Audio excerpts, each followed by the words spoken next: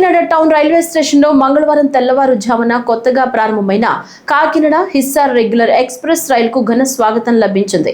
Kakinada MP Tangella Uday Srinivas పచ్చజెండా ఊపి రైలును లాంఛనంగా ప్రారంభించారు. రాజస్థాన్ ప్రాంతానికి ప్రయాణించే మార్వాడి వ్యాపార వర్గాల చిరకాల వాంఛ నెరవేరిందని ఎంపీ ఉదయ్ శ్రీనివాస్ తెలిపారు.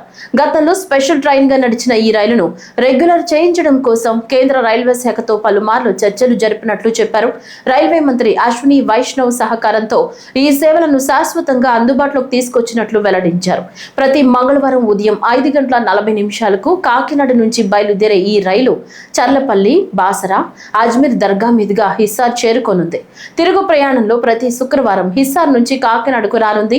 ముఖ్యంగా బాసర వెళ్లే ప్రయాణికులకు ఈ రైలు ఎంతో ఉపయోగకరంగా మారనుంది. కాకినాడ నుంచి హిస్సార్ హర్యానాకి రెగ్యులర్ ట్రైన్ని లాంచ్ చేయడం జరిగింది.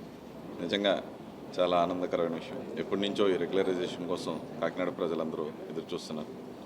సో ఇది సుమారు 56 గంటలు కంటిన్యూస్ ట్రైన్, అంటే 2705 కిలోమీటర్లు ప్రయాణించే ట్రైన్ ఇది. ఆల్రెడీ మనం కాకినాడ నుంచి లింగంపల్లికి కానివ్వండి, లేకపోతే కాకినాడ పోర్టు రాజమండ్రి కానివ్వండి, అండ్ మొన్న మైసూర్కి లాంచ్ చేసాం, ఈరోజు హిసార్కి లాంచ్ చేసాం. ఇలాగా కాకినాడలో ప్రజలకు అందరికీ ఉపయోగపడేలాగా ట్రావెల్ ప్యాసింజర్స్ అందరూ వినియోగించుకునేలాగా కొత్త ట్రైన్స్ అన్నీ వస్తూ ఉన్నాయి. కంటిన్యూస్ ఎఫర్ట్గా మనం రైల్వే మినిస్టర్ గారిని కోరటం జరుగుతుంది. ఆయన కూడా కూటమి ప్రభుత్వంలో నరేంద్ర మోడీ గారు, చంద్రబాబు నాయుడు గారు, అలాగే పవన్ కళ్యాణ్ గారు నేతృత్వంలో ఆంధ్రప్రదేశ్ని అభివృద్ధి చేయడంలో మన రైల్వే మినిస్టర్ అశ్విని వైష్ణవ్ గారు ఇంకా చొరవ తీసుకుని అడిగిన అన్నీ ఫుల్ఫిల్ చేస్తా, అందులోని ప్రత్యేకంగా కాకినాడకి ఇంకా బాగా చేస్తారు.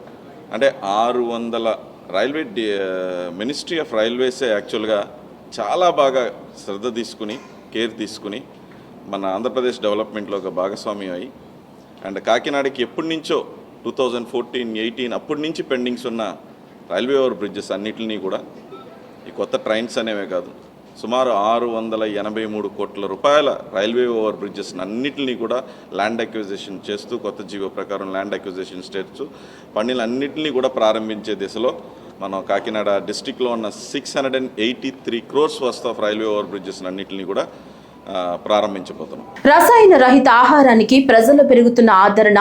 పల్నాడు జిల్లాలో ప్రకృతి వ్యవసాయ ఉత్పత్తుల విక్రయ కేంద్రాలు